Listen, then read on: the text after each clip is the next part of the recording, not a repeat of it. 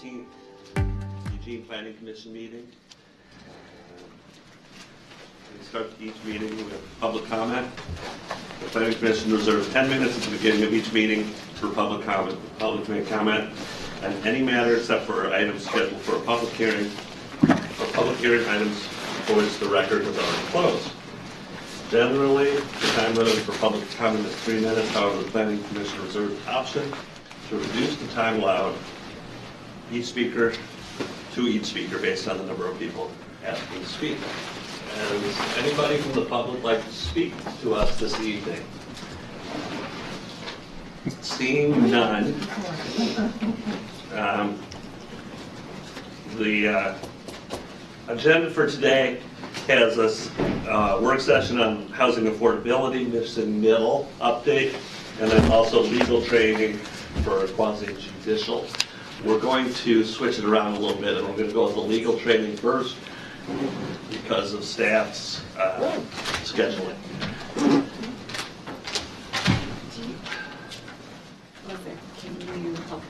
Yeah. So with that, I will turn it over to staff and let them take it away. Thank you.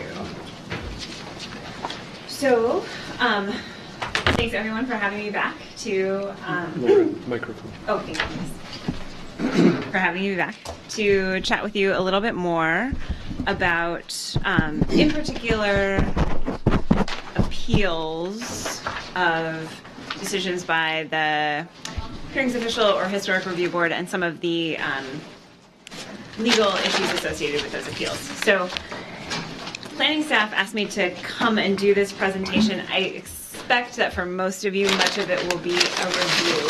At the time, excuse me, that we planned the presentation, Commissioner Becker had just joined the Planning Commission, and he was new and had not had as much exposure to some of this stuff. So it made sense to do a training after he left the Planning Commission. We decided to go ahead with it anyway because it's always a nice refresher. And feel free to ask questions at any point throughout the presentation. Lauren, Yeah. The public that just came in and just filling out the form. So when you're finished with that form, sir, come on up and give us your best shot. Who gets it? Anybody, yeah. Great. Thank you very much. Just have a seat there at the end, and we usually say 3 minutes or so. Oh, so it's my turn already? Yeah, It is, yeah. We've been waiting for you. Well, the agenda item or whatever seemed like it was saying that Could you give us your name also? Ron Bevert. Okay. Oh, yeah, I forgot to give my name. Thanks. That this middle housing is supposedly going to produce affordable housing, and I think that is incorrect. All new housing is expensive now. So I think that's a false thing to promulgate, that building middle housing is going to be affordable housing. You can correctly say a small house is less expensive than a bigger house for new construction, but you know, I don't think anybody can rationally assert that any new construction is going to produce affordable housing. And here again, we really should start by defining affordable housing. I believe that is, you know, like housing that's affordable by workforce kind of people. So anyway, those are my thoughts on that subject. Very good. Thank you. So just to give you a heads up, because you did come in late and a couple other people did, we switched around a little bit on the agenda, so we're doing the second agenda item first, which is the legal training, and then we're going to get into our missing middle housing discussion. Well, No, you're good. You spoke at the appropriate time. You spoke at the right time. Okay, now we can go back to where we were with. Thank you, Commissioner Borowski. So as I was saying, this training will probably be a review for most of you, but it is worth reviewing, and especially in light of the fact that I think since I've been with the city, which is about a year now, Planning Commission has not looked at an appeal of a hearings official decision or historic review board decision. I've I've seen you deal with several remands and some legislative issues, but appeals are a little bit different. And so I thought it would, especially in light of some of the applications that are coming before the city, it's possible that you may be getting an appeal in the future, and it's worth, I think, going over some of this stuff. So, the first distinction I want to talk about is legislative applications versus quasi-judicial applications. Two big buckets that the applications that you deal with fall within. So in a legislative process, Planning Commission acts like a legislator. You make policy, you make recommendations to the City Council. Those are in the Eugene Code, those are your type 5 applications, or your legislative applications. And that involves most code and refinement plan amendments. So if you're looking at something that will affect a large cross-section of the city, it's likely to be legislative. The other bucket are your quasi-judicial applications, and those are the types that you see are the city's type 3 and type 4 applications. Those are applicable to either a single property or a small subset of properties. And when you are considering a quasi-judicial application, you're being asked to act like a judge. So the applicant can expect that you will be unbiased, impartial, and look at the information that's placed before you in the record. And you do occasionally get some code amendments that are quasi-judicial. Site-specific code amendments are type 4 amendments, and they are quasi-judicial, like the Edison parking amendment that you're scheduled to look at in early April, I believe. So there are a few things that go along with acting like a judge. One of them is that you are asked to be unbiased. So the parties to a quasi-judicial decision are entitled to an impartial, unbiased decision maker. We're all human beings, but when you're acting in your capacity as a decision maker in a quasi-judicial land use application, you need to be able to put aside whatever personal feelings you might have about the specific application or the type of application, and to say honestly that you can make an unbiased decision based on the evidence and argument in the record in front of you. So you look at the record, you look at the criteria, and you can make a decision without letting your personal feelings come into it. If you don't think you can do that, please let me know, because that will be a problem. The other kind of special thing about quasi-judicial decisions are ex parte contacts. And especially under the Eugene Code, it provides that in the case of an appeal, Planning Commission is only allowed to look at the record that is placed in front of you. So you don't get to go do your own investigation. You don't get to do your own research and learn about the type of application or the specific application. As tempting as that is, that's not allowed. And those types of things constitute ex parte contacts. So whether that is someone coming up to you in the grocery store and talking to you about the application, or reading an article in the newspaper, or attending a neighborhood meeting, or even attending other city meetings, like, for example, the hearings official public hearing. All of those things constitute ex parte contacts because they're outside of the record that would be placed before the Planning Commission. Commissioner Baker. You said the hearings official. Wouldn't that be part of the record? Well, that's a good point. So the hearings official hearing is audio recorded, I believe. Alyssa, yes. Is that right? So the audio record would be part of the record that's placed in front of you. However, there are things that can happen at the hearings official public hearing when you are physically there that you might see something that the rest of the Planning Commission won't see because they weren't in attendance. Someone might come talk to you, and the rest of the Planning Commission doesn't get to hear that discussion because they weren't in attendance. Something might happen before or after the recorder was turned on.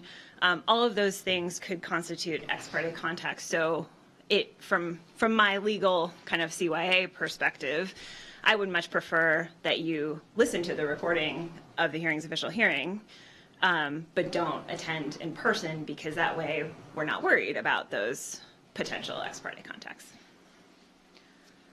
Lauren, can you just describe what aspects of city documents are actually automatically included within a record, like the Chapter 9 Land Use Code? Talk about some of those things that, even though you're not copied and given you an entire Chapter 9, that they're still can be used as reference. Sure. So that's a great question. The record itself is the information that is placed before and not rejected by the decision maker, in this case, the Planning Commission. There may be some types of information, like, for example, Chapter 9 of the City Code, that are not actually placed in the record and placed before you, but that you can still take into consideration when making your decision. And there's a provision in the code that allows this body to take official notice of certain types of documents. The laws of the city, the code, the plans, those types of things are things that need not necessarily be placed into the record for the Planning Commission to be able to consider them as part of your decision making. However, I would hope that for the most part, staff does a pretty good job of including the relevant pieces of those documents in the staff report, pointing you to them.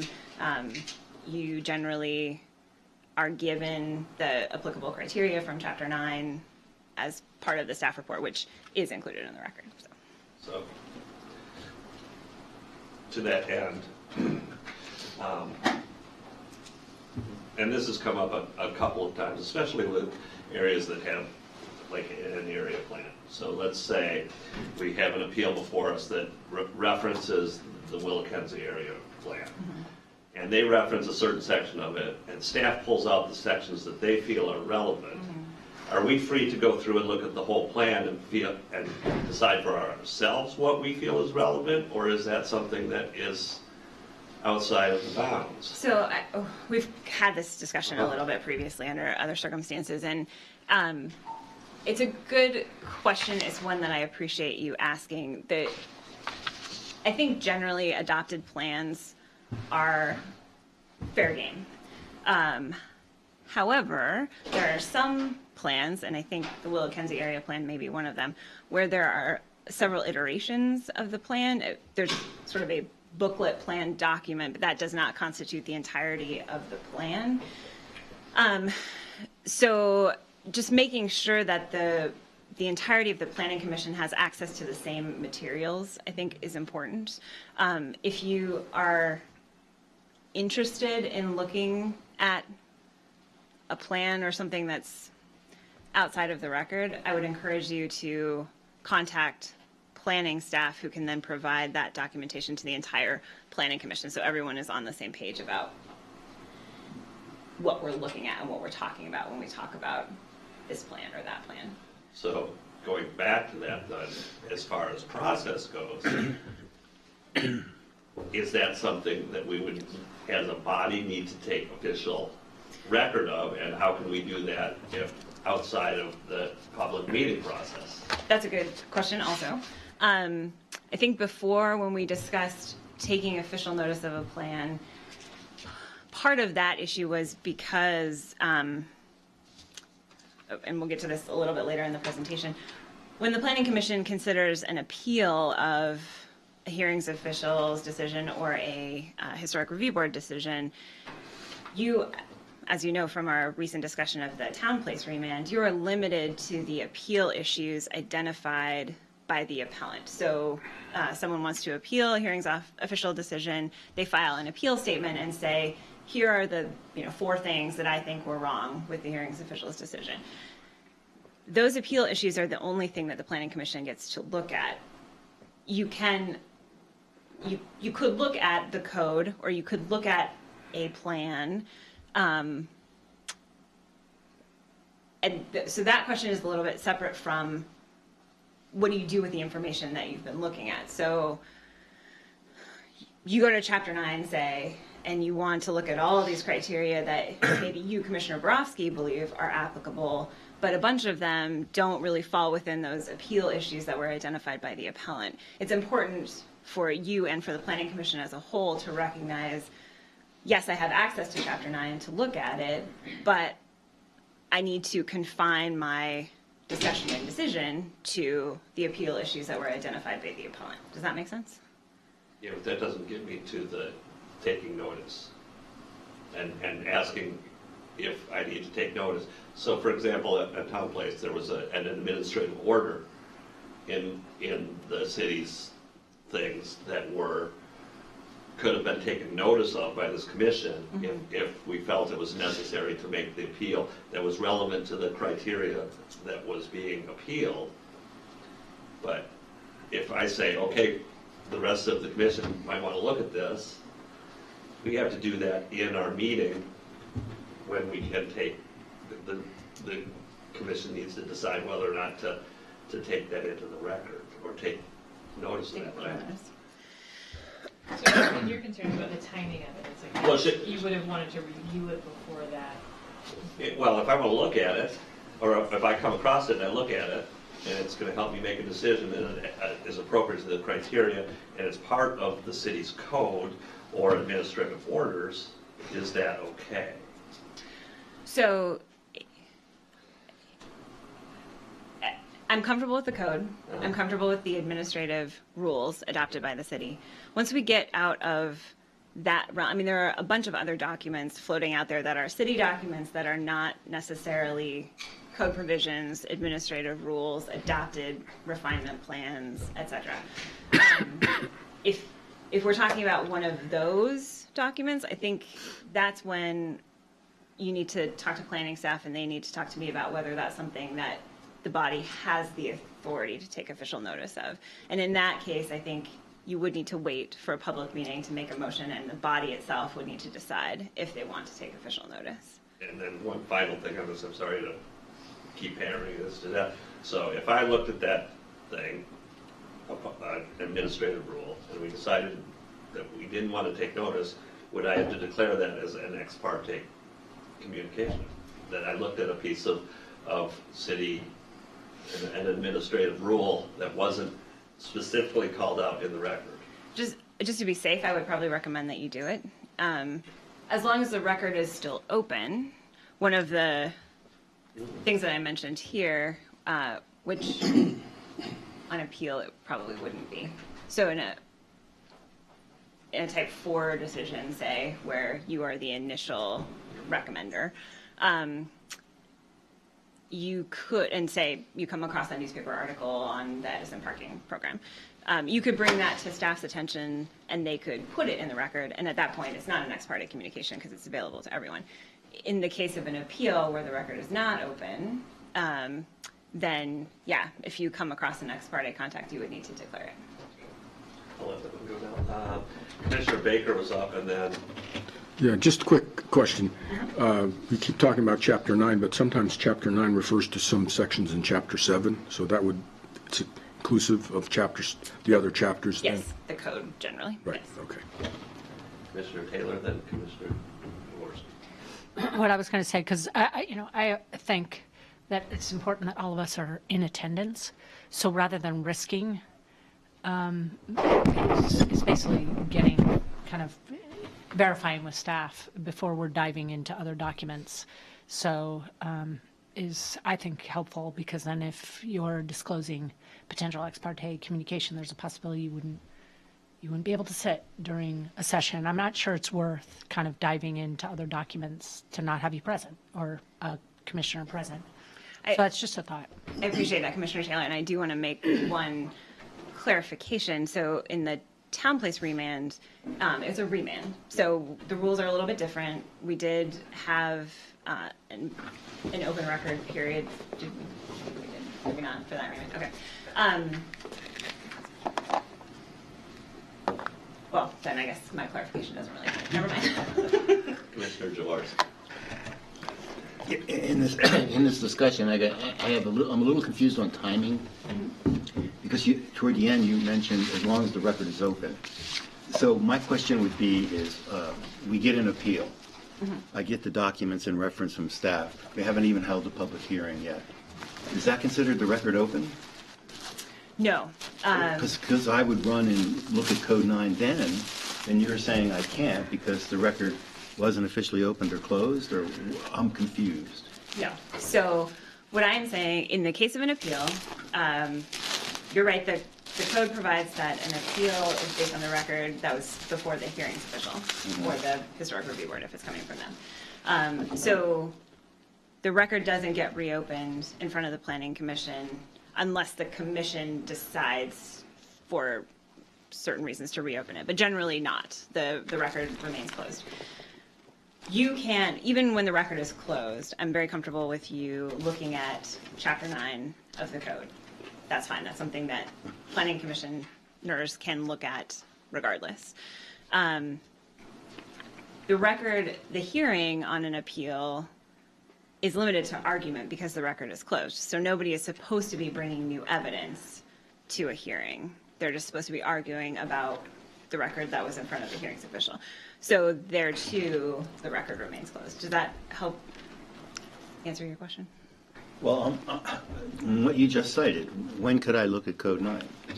Anytime. Anytime during that. Okay, my second question, you seem to restrict what we can look at to city code or rules and regulations. Is that correct? We can't look at anything else? That I'm comfortable that it is not an ex parte contact for you to look at city code and adopted rules and regulations. Beyond that, the document, I'd like to look at it on a case-by-case basis because the document may constitute something that you could not take official notice of, and then you would be running into the realm of ex parte contact. So like when an attorney states certain other cases as reference to their point, you can't review other cases that might counter it or challenge it. We're only restricted to the code.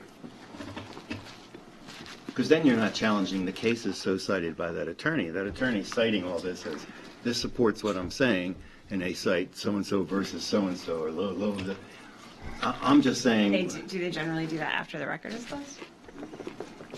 They've done that at materials that I've seen and at the public hearings, and it's been part of their whole thing, yes. Someone could say something different, but I know I've seen it from attorneys, that they've cited others. I think though, wouldn't that still be part of the record though, Part of right? the record then. Yeah, I understand it's part of the record. What I'm saying though is you just look at that, but we're not hearing another side. Would it have been up to the other attorney to present the other side? Yes. So we can't look. Right. We're not part of That's our right. job. Okay. It's not our That's job. why it's quasi-judicial. You are, yes, and that's a great point, that you are necessarily reliant on the parties to bring you the information and the argument that you need to make your decision. Okay, well, we're not needing the other attorney to cite other code references. We can do that on our own, though. That's where I see something that I don't quite understand. We can go look at the code on ourselves. We don't have to rely on one of the other attorneys citing other sections of the code to conflict. That's correct. You can look Gets at the code. confusing to me. Okay, that we can do it in one case, but we can't in the other. Yeah. Okay. Mr. Randall? And I think the thing too to remember is an ex parte contact doesn't necessarily disqualify us from participating. That's true. We just need to declare it. That's And then it's open for challenge, Right. but it doesn't necessarily cut us out of the process. That is true. Okay.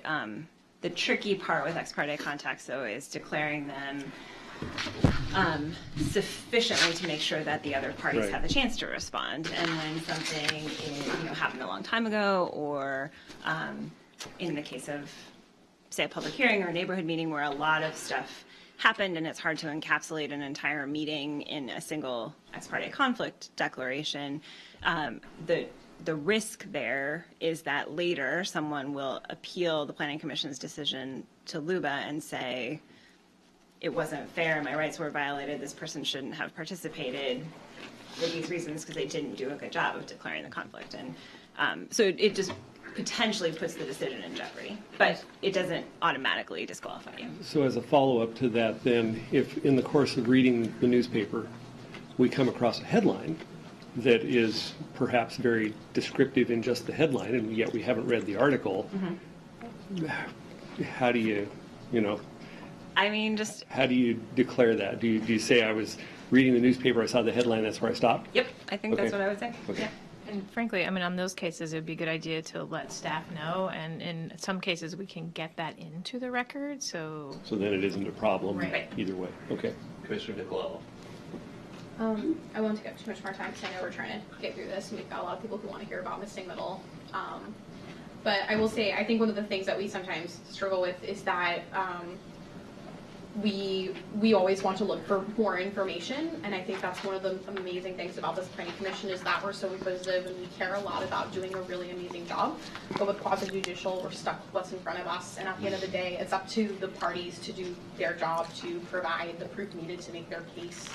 And so going forward, especially since it sounds like we might have some difficult decisions ahead that might be kind of more appeal heavy, to just keep that in mind and to make sure that they do their job. And I mean, if we need to open the record, but otherwise we just get the job of making a really, really hard decision.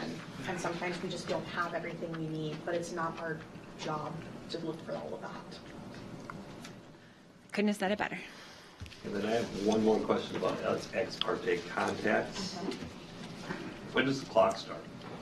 So there's, you know, we're all probably have grown up in the neighborhood association type of a genre at some point or another, and things come into neighborhoods way before even land use applications are initiated. How far back do you have to go? And I mean, is it once an application is submitted? Is it, you know, when they start talking about maybe we might be putting something at the end of this street type of a thing? So once the application is filed, Okay. however, you may choose to disclose communications that happen before the filing of the application. You're not required to as ex parte contacts necessarily, but it might go toward bias. Yeah. Okay.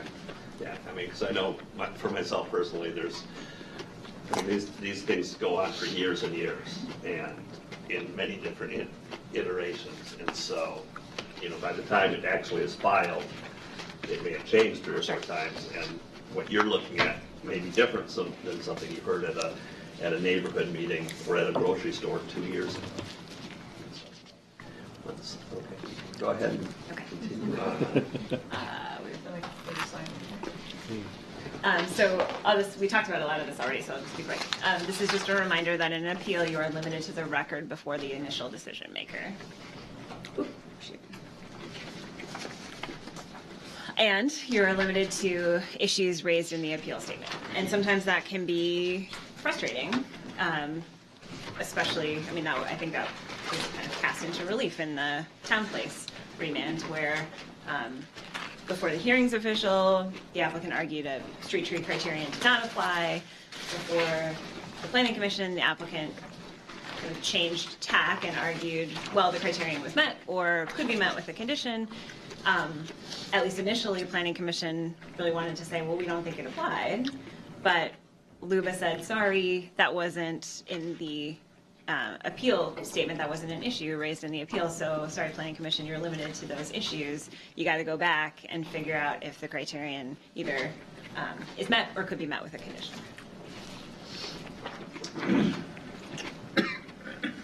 So then, changing directions, legislative decisions.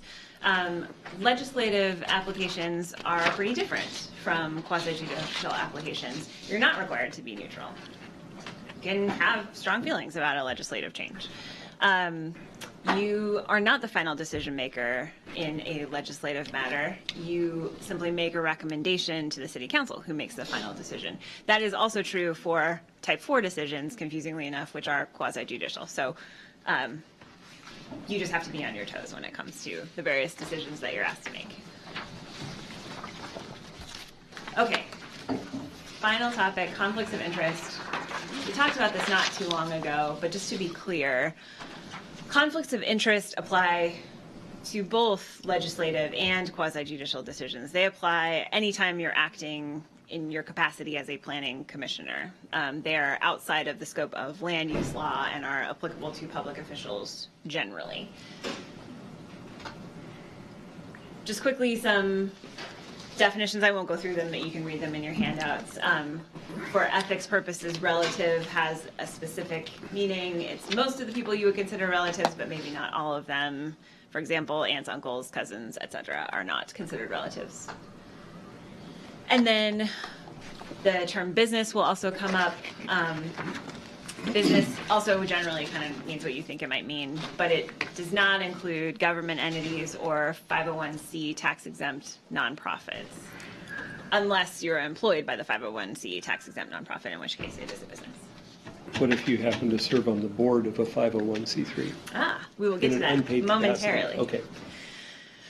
So a conflict of interest arises when you take an action or make a decision or recommendation that either could or definitely will create a financial benefit or detriment for you, your relative, or a business with which you or your relative is associated.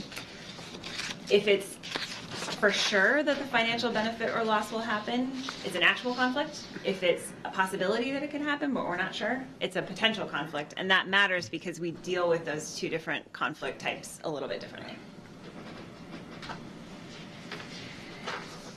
For your information, and we don't have to go through it here, the Eugene Code includes its own conflict of interest provisions that are similar but not exactly the same as state law conflict of interest provisions.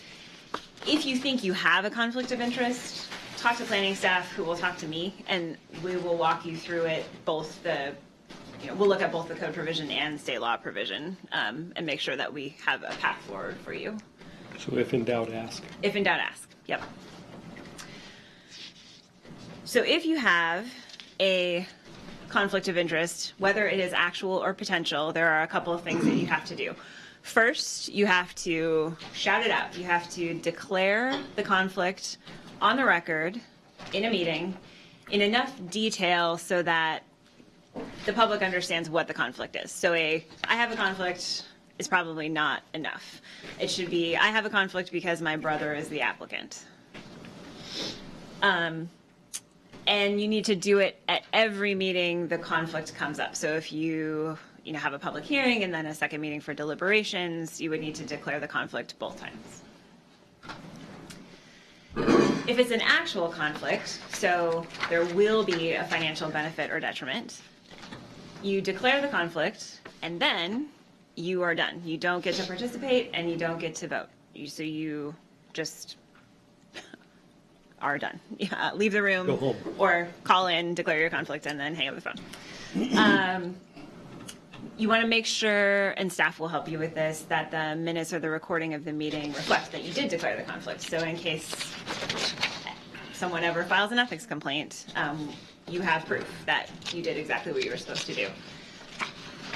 Some of you who have been public officials for a while might be aware that there are state law provisions that allow, under certain circumstances, public officials with actual conflicts to participate in a decision anyway. Our code does not allow that. So if you have an actual conflict, that's it. In the case of a potential conflict, this is, there might be a financial benefit, I'm not really sure.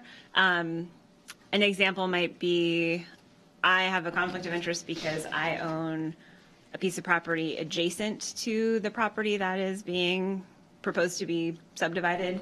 And so it might affect my property values, but it might not. I don't really know. You still need to declare the conflict, but once you've declared it, you get to participate as usual. So you say, I had this conflict, and then you get to discuss and you get to vote.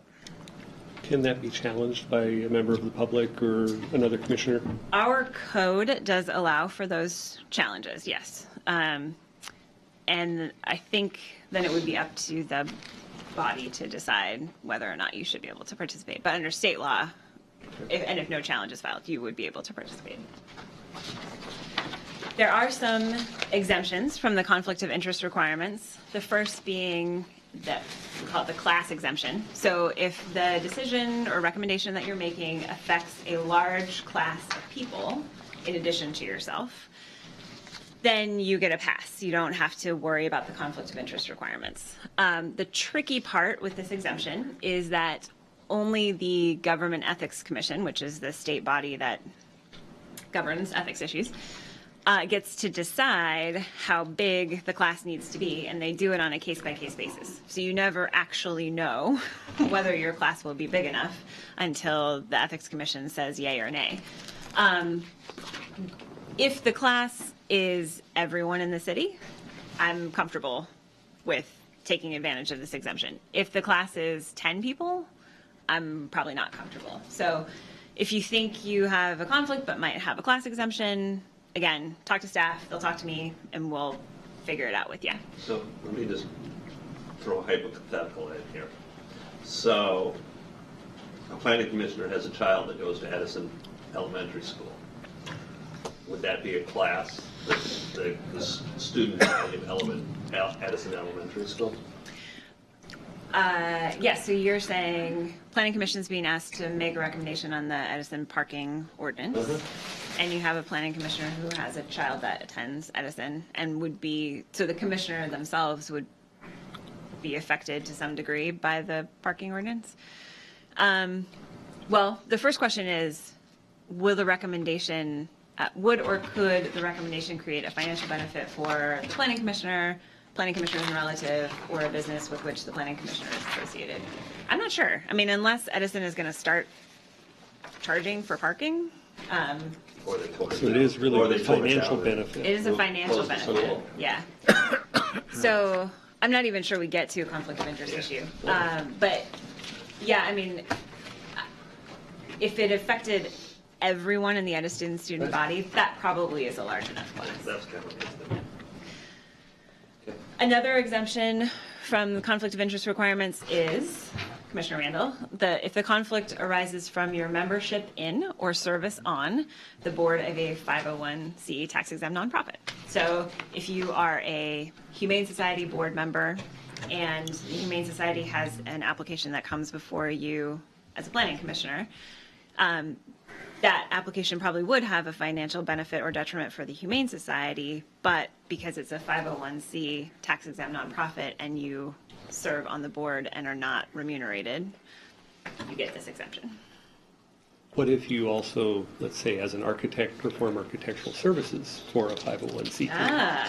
Then I think you do have a conflict of interest issue, because your architectural firm is a business with which you're associated, and there's a financial benefit or detriment associated with those architectural services. So then, to further muddy the waters, what if the application that's before us has nothing to do with any architectural services that I'm providing, but that I do also provide architectural services for that 501c3, just not in that particular instance? Yeah, then I think we would, out of an abundance of caution, I would probably ask you to declare a potential conflict, which would then still allow you to participate. But these, as you can see, are pretty fact-specific inquiries. So again, if after this presentation something comes up that raises a red flag and you say, Lauren, I feel like this is something Lauren was talking to me about, I would encourage you to contact staff.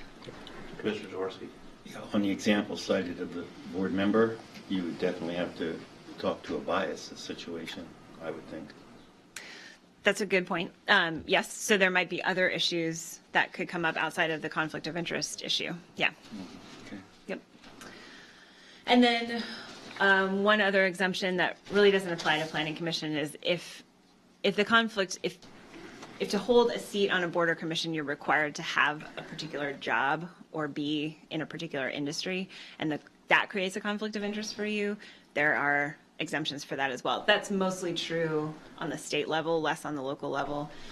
Planning Commission has some restrictions about profession, but our code just restricts too many planning commissioners from having the same profession. It doesn't require that you have a specific profession to serve on the Planning Commission. So that exemption will likely not apply to you. And then, just for your information, the city has adopted its own ethics code, which pretty much mirrors state ethics law. But again, if you think you have an ethics issue, talk to staff, they'll talk to me, and we'll make sure that we're covering all the bases when it comes to ethics issues. And that's it. Anybody else have any other questions? I have one more. In the previous city attorney that we had sitting at this table, she brought up the fact that in quasi-judicial situations, she was acting as the lawyer for the planning commission and not as a city attorney. And I'm just wondering if you could lay out that, I mean, because when we ask advice of you as a planning commission, you have to kind of wear two hats as well. I'm wondering, I remember, Ann, we had a pretty robust discussion about that during the Benson appeal. You know, was she representing the planning commission at that time when she was giving us advice, or was she representing the city of Eugene, or both? And she, at that point, told us that she was representing the planning commission, as I recall. So I'm not privy to that discussion. I'm not sure exactly what she said. But my understanding and my practice has always been that the city, the entity, the city of Eugene is my client. And so I certainly give legal advice to city boards and commissions because you are part of the city. I occasionally will give advice to, well, more than occasionally, to city staff members, or in it, like an ethics issue, to individual members of boards or commissions because you're acting in your capacity as a city board or commission member. But I would not give you John Borofsky with your citizen hat on legal advice. No, I'm just saying, in the quasi-judicial setting, when we're sitting and we're judges, and we ask for professional advice from counsel, is it, if staff has a position and we have a different position, and we ask you for a decision on that, whose hat are you representing? Us as a planning commission, or the city as a staff? I don't see a distinction. I think that I'm always representing the city. When I give you legal advice, whether it's to you or to staff, I think my job is to give you the best legal advice that I know, and to talk to you frankly about risks and benefits of options. And I would do the same thing with staff. So. Okay. I just, I've been kind of perplexed because that wasn't my interpretation. Actually, my interpretation of Ann, just to add a different opinion, was exactly what you said. Is that it's not like she's taking a position. I mean, we're a city board, a city body. So it's just that she was responding in response to our question. So giving the best legal advice. I mean, if we're asking a question, it's, yeah. So that was kind of my interpretation of it. I never heard her talk about it exactly in that way. At least my understanding wasn't that. So I wasn't sure. Because that's confusing. Yeah. Mr. Dorsey. I heard what the chair heard, and I think the issue was, and I don't see a situation coming up, but if one did, where there's something before us that we're looking at to take a position on that's going to be detrimental to the city, and we ask you for advice, that's where the question came up. Where are you then? Do you protect the city interests, or do you tell us the direction you're moving in is legally fine? You know, that kind of thing. So my role is to give the Planning Commission advice and to tell you what I think the law requires, and to tell you what I think is most legally defensible. It is your role to make the actual decision. I don't get to do that for you. So I could tell you, I think this is the most legally defensible path, and you could decide to do something different, and that is within the prerogative of the Planning Commission. Okay, so you're not biased then to city things? But being so. that they're who you work for. No, in Okay. my mind, everyone is the city. So. All right. Any other questions? All right, we'll move on. You can ask. No, it's. And just, I think it was a decision or it was a thing that happened, I think, before you were on the commission, when that came Maybe up. that's true. Yeah. Because I remember the discussion, another similar discussion at one of our trainings. Yeah, no, this was very early on in my tenure, and it was a very complicated appeal that came back before us 3 or 4 times. It was very legally tricky, so, thank you. Next, we're going to move on to work session on affordable housing affordability. Thank you, yes. So I'm Terry Harding, for those of you watching or who don't know me, and happy to be here to talk with you about housing affordability and missing middle housing. This is a topic that the Eugene City Council requested a work session on last summer, and it was finally scheduled for a work session just this past February. So Stephanie Jennings and I presented to the council. Stephanie's not able to be here this evening, but I'm going to do my best to cover her slides, and then we can focus on the Planning Commission's direct relationship to this work, which falls within our areas of expertise anyway. But if you do have follow-up questions for Stephanie, I'd be happy to pass those along and try to get them answered. Okay, so with that, we'll go through the presentation. First, just a bit about what we mean by housing affordability and distinguishing it from affordable housing, and then a definition and discussion about what is missing middle housing. Then we'll talk a little bit about a framework for understanding how city actions and programs can affect housing affordability. And we put that into 3 main categories of plans and policies, our land use code and process, and programs and incentives, and then quickly next steps. So by now, hopefully this infographic is a little familiar to you guys. What we mean by housing affordability is housing that people can afford without spending more than 30% of their income on housing and utility costs. So that has affected more and more people in Eugene over the past couple of years, to the point where we're now looking at 42% of our population having a household income under $35,000, and kind of a middle group having between 35 and 75, and then kind of a 27% of higher income folks that can afford more in their housing costs.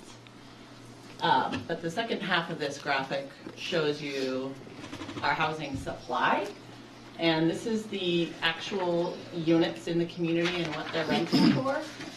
The big purple bar on the left shows that we have a deficit in supply of units that are affordable at 625 units per month or less. And that's a pretty stark statistic.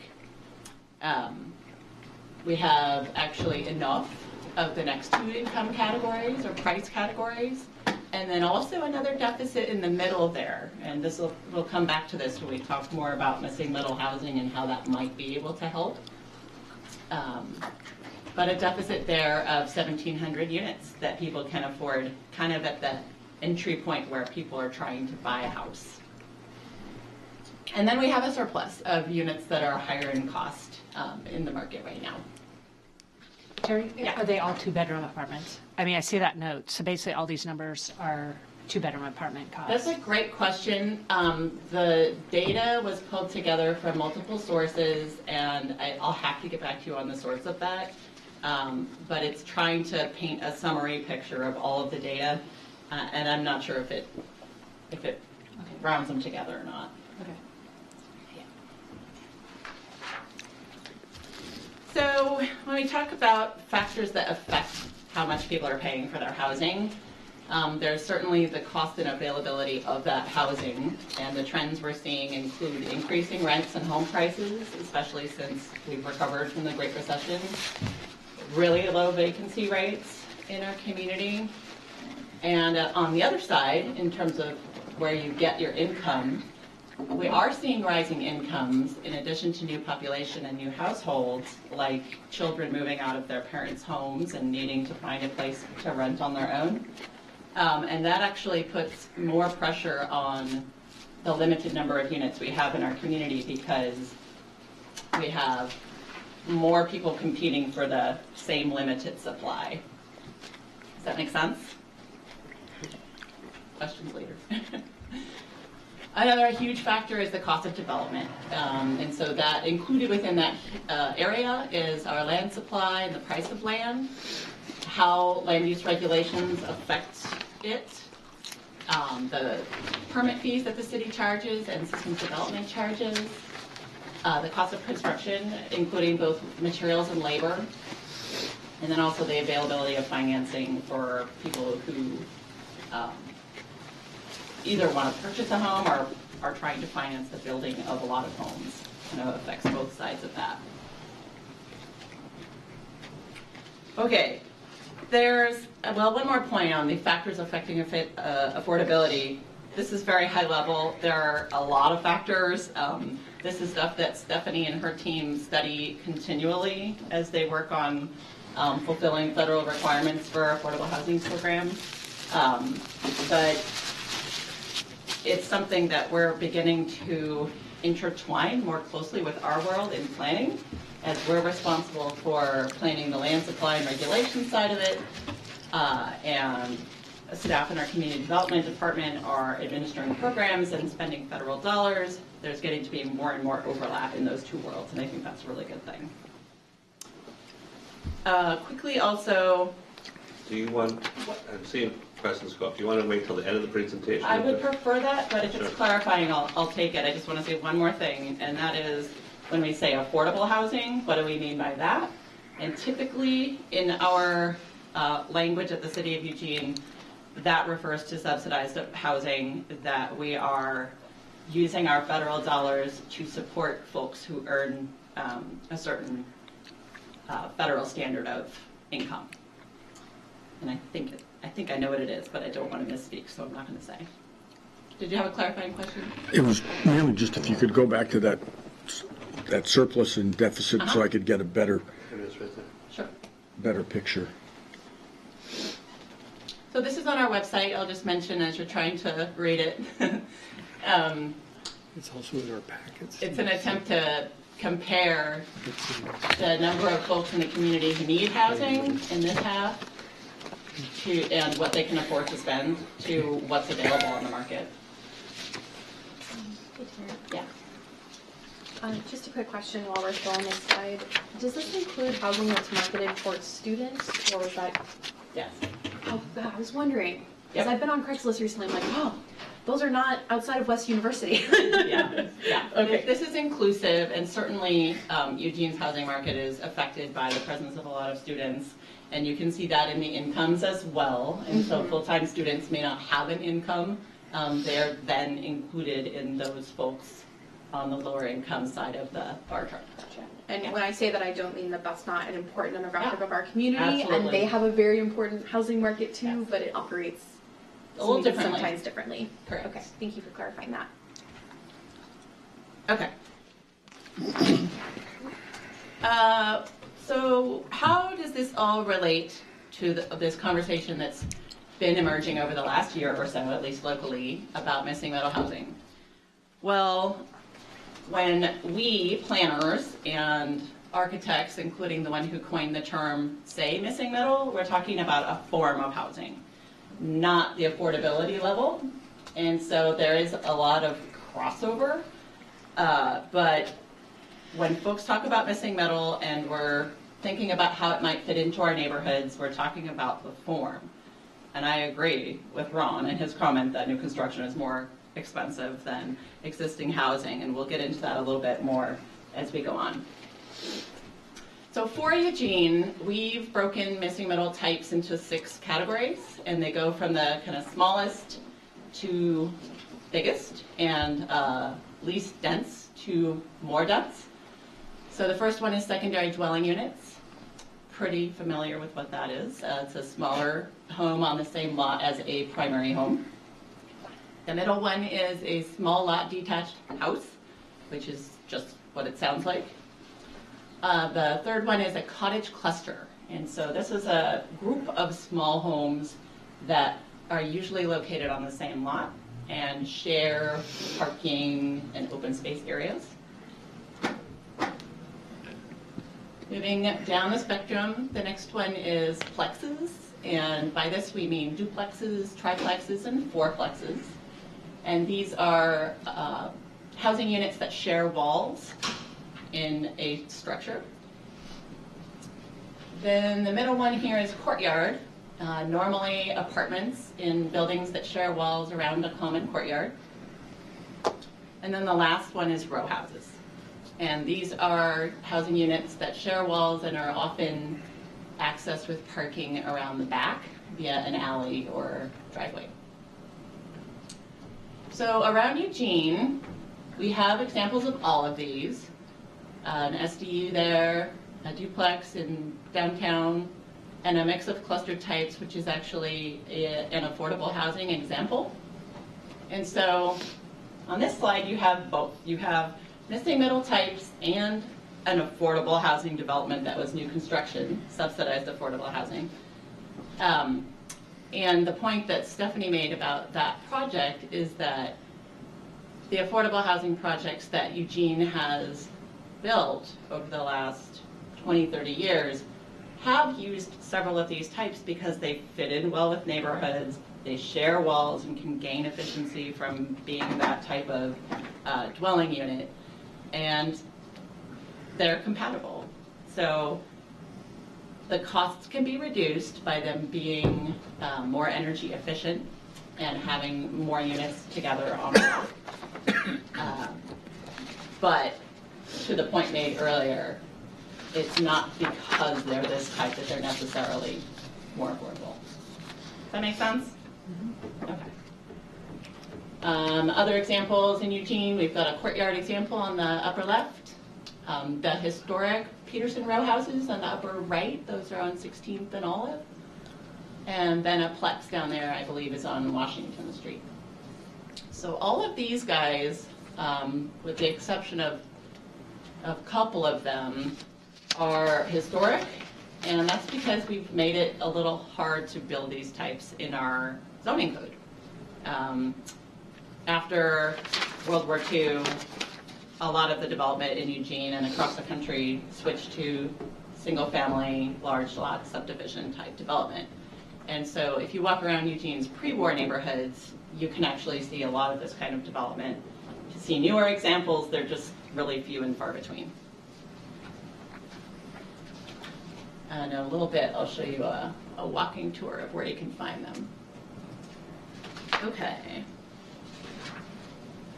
So shifting into what can the city do to either affect housing affordability broadly or make missing middle housing types easier to build and potentially more affordable.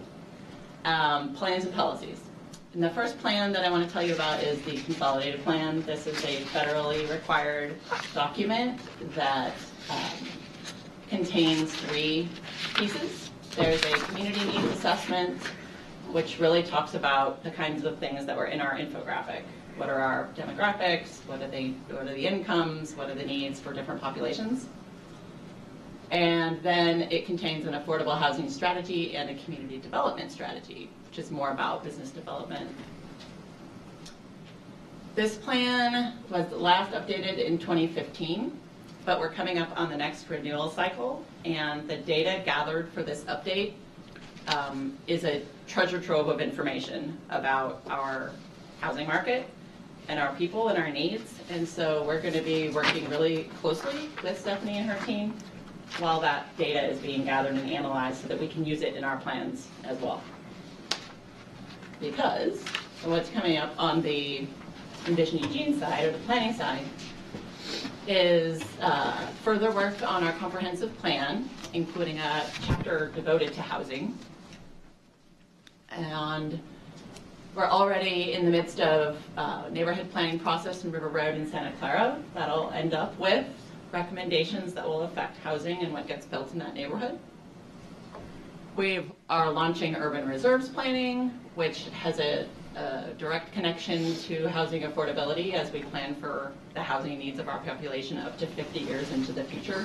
We want to make sure that where we grow and how we grow is done in a way that people can actually afford to live there. And then also the growth monitoring program, which will be looking at how we're actually growing, density trends, cost trends, and how those things compare to the assumptions we made during Envision Eugene. So that is underway as well.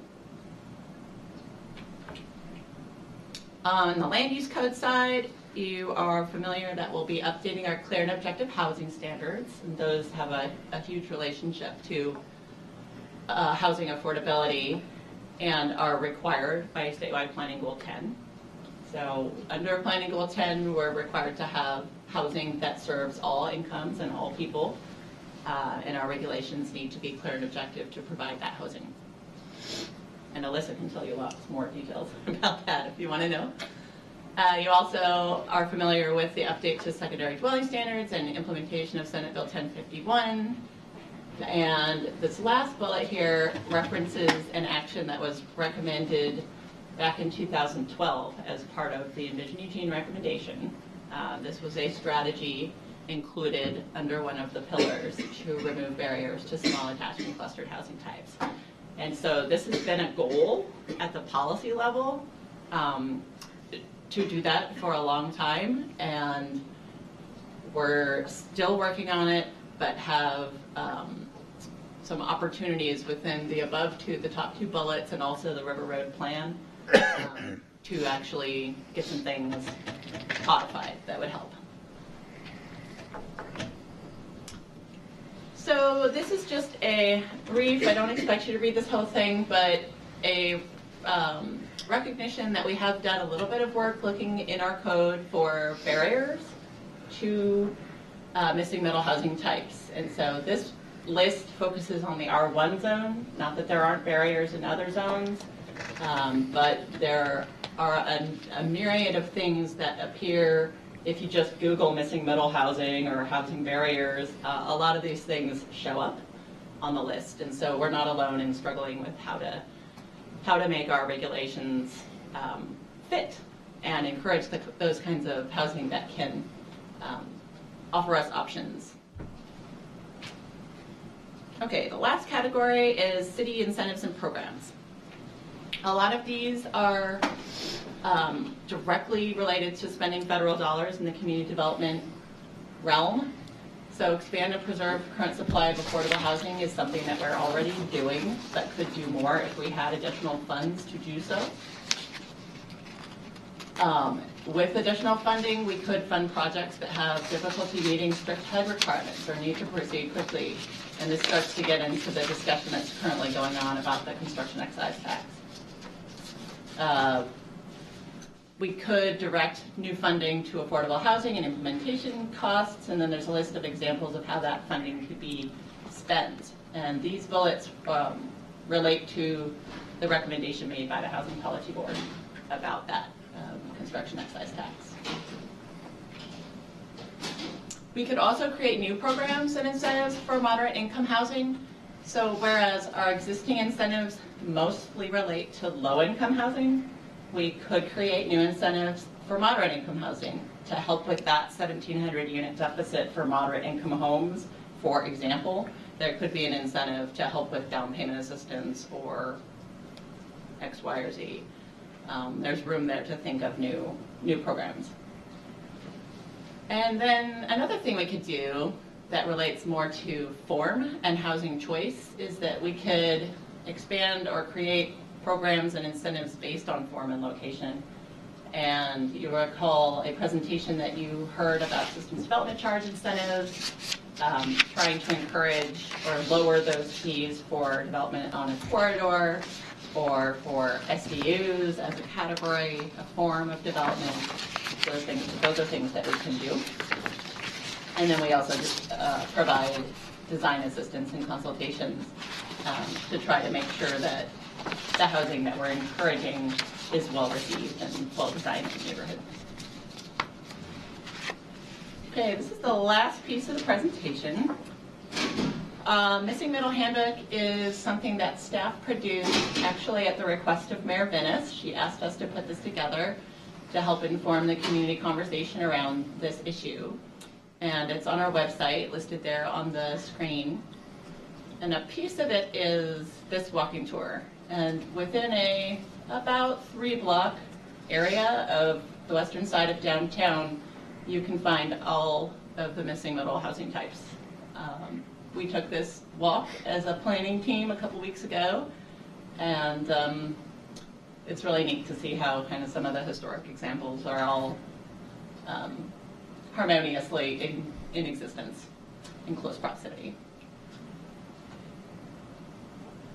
Okay, the last thing we shared, I keep saying the last thing, I think this is the last thing, almost the last thing, is in thinking about providing the council and the community with ideas for what else we could do to get at this issue. What are things that we're not yet doing that we maybe could do? We did a little bit of research on what other cities are doing, and these are 2 examples of kind of different ends of the spectrum.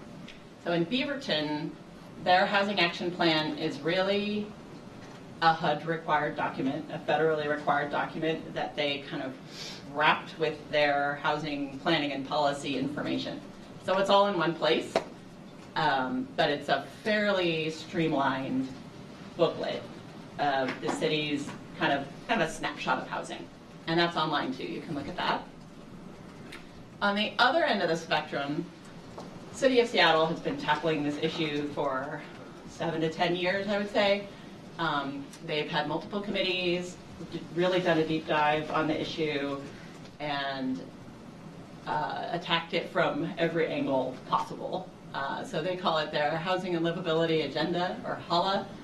And there's a lot of information on the website, but this is something that requires a lot of effort, a lot of money. Outside consultants were involved, but to give you a taste of kind of the realm of things that are out there, those are 2 examples that we found. Now, just recently, this discussion about missing middle and housing affordability more generally has really come together in the community because of a coalition called Better Housing Together. And how many of you were able to attend the community forum that they held a couple of weeks ago? A couple of you, a couple in the audience. Good. I thought it was a great event, kind of an introduction to the issue, and city staff are coordinating with the volunteers on this, but it's a totally volunteer-led effort. There's lots of partner organizations and a lot of discussions happening out in the community. So I know that the City Council is very interested in following that conversation. They're coming to council public forum, they're writing letters and asking the council to do something. So at this work session, when presented with next steps, the council had a great conversation about, yes, continuing to work on this issue within our current framework, but also actively listening, learning from this community conversation, continuing to research, and then coming back to them. They directed us to come back with kind of a slate of ideas, kind of along the spectrum of what are the things that we could do. And part of that would be ideas for funding those different programs. So that's where we are now, prepping to go back to council. We don't have anything scheduled, but different pieces are returning to council, and you're aware of the SB 1051 conversation. Construction excise tax is going back to council on April 9th. So there are a lot of pieces that continue to be talked about. And that's it. Okay, thank you for the presentation. I guess the first thing that I would like to know is, one, what would you like us at this meeting? And also, what position do you see the Planning Commission in role going forward? Okay. I think the first goal is to bring you up to speed on the council conversation, because they asked for it and sort of initiated this work, and so we're keeping you in the loop. And the second piece is that you're directly involved in a lot of the efforts that we presented and talked about in terms of ongoing work that has a relationship to housing affordability and missing middle. And so that's sort of a forecast in fact, you're scheduled for discussions on urban reserves, growth monitoring, comprehensive plan, clear and objective in April and May. And so all of those projects have a relationship to this issue. And some of the same basic information that we presented to council I thought would be helpful in providing context for those situations, those work sessions. But I am not at this point looking for specific direction or comments. That being said, happy to hear any comments you have to illuminate our further discussions. Okay. I think we're all going to have something to say, so Commissioner Baker had his hand up first. I think we'll just start there and come around the table. Yeah, and I just had, Maybe a couple of times. I'm just going to ask a question about one thing. I mean, one of the issues is affordable housing usually needs some a significant amount of financial assistance. And traditionally, the federal government used to provide a large amount of assistance, and they cut that in half in the 80s. And it seems lately that the budget continues to decrease. So I didn't know if there are, I know there's some CET discussion, but is that still considered likely that the federal commitment to affordable housing will continue to decrease, because that means even trying to maintain this current low level of affordable housing we're able to build could continue to drop. Right. So I thought maybe you might, because of all this work, you might be more in tune on what is likely to be coming down over the next few years. Well, what I can tell you is that the city, mostly through Stephanie, is continuing to monitor state and federal level conversations, bills were flying through the legislature this season about housing, and she was very involved in that, as was the League of Oregon Cities. So we're trying to stay on top of it, but I don't think anything is settled yet. I think the general feeling is that the federal funds are very small in relation to our needs, and we don't see that improving. And so in recognition of that, Council asked Housing Policy Board to look into potential funding sources, and that's where the construction excise tax conversation came out of. And that's probably about as much as I know. And I'll hold my other questions to the second. Okay. I think probably the biggest takeaway I had from the forum was that there's not just one thing to do. There's a multi-pronged approach that we need to take to address all of these, from SDUs to row houses to cluster houses and all of that, as well as SDC charges and incentives and those sorts of things. And I think, I look at specifically with what we're going to be facing soon with the SDU amendments and what happened with Vancouver, BC, where they just went in and took a risk and really kind of opened it up to make took away a lot of those barriers, and it resulted in a lot of SDUs, or ADUs as the rest of the world says, being built. And I'm not trying to say that Vancouver, BC is affordable housing by any means, and I think, Ron, you did say it well. I think any new construction anywhere, at least in our community, is going to be expensive. But I think the more housing stock we can have, the more likely we are to hit. I mean, I see 1,700 missing units in that middle range that, I think you could probably build something and rent that in that range relatively easy. And, I just think getting rid of some of those barriers is a big deal. I looked at what you said here, that in 2015 we had one secondary dwelling unit built in the city of Eugene. It was mine. And then in 2016 we had two, and I think I'd be curious to know what 2017 was, if we know. Four. Okay. Oh, we're making progress. And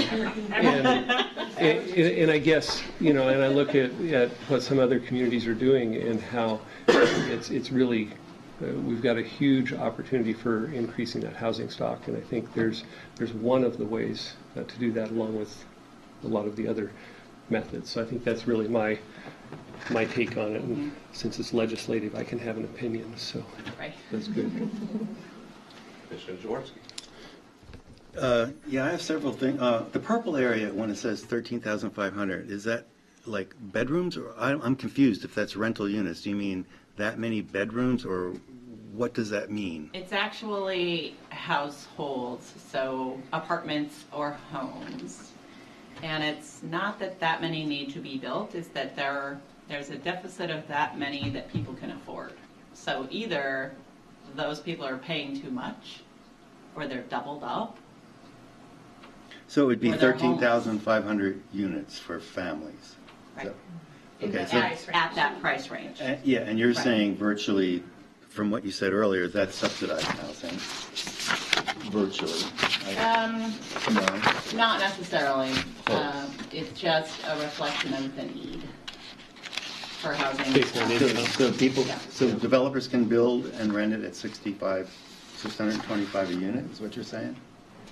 No, And it's not subsidized? I it's- don't think so. But, okay, so all I was going to say is, wow, what is the city doing? Because if you look at Baskin Village and take the number there that's subsidized low rental housing, they'd have to buy 65 lots equivalent to the size of Baskin unit to address this, 65 parcels of land. I don't even know if that exists in the city to address this issue. Okay, second thing, I've been in planning maybe 45 years. It's kind of interesting because I look at housing affordability, and probably wrong, I always thought of housing, not necessarily rental, so you learn as you go along. But what I find interesting is missing middle housing. It's like every so many years these new terms come up, and I'm concerned with what they address. Because missing middle housing, we're saying, not necessarily, unless you come up with some incentives here, is going to address housing affordability. So that first-time home buyers, whatever that range is, 225 to 2 something, can buy it. It doesn't seem to address the issue of density either, because you're not saying it has to go up in these units. You're building these little cluster units. So I'm not quite sure what it's achieving. So that's my concern, unless I see some positive incentives that do something. It's a nice term, but it's not addressing anything, either density or affordability of low-income housing. So that's a concern. And basically, I'll stop there, but that's a problem that I'm having, is where are we going? Because I'm confused, because we're not really, to me, getting housing that people can rent that's affordable. What are we doing that they can buy a new home if they're a newer family? And then what are we doing to really address density issues in the city? So I have one question, and then we'll follow up with, based on Commissioner Jaworski's comments. I'll start with that one. I think that's actually what, one reason why we're having this process, right, is because I think because of a lot of the existing restrictions, we're not able to think creatively. Because actually you can get more affordability and more density with single-family tiny homes, for instance, but you can't build those right now. So that's kind of what's in front of us, right, is to think less narrowly. I totally understand Yeah. that. I'm addressing what I thought was a bigger issue, and none of these were clearly cited at this point as to, yeah, developers agreed, if you did this and this, we could build it.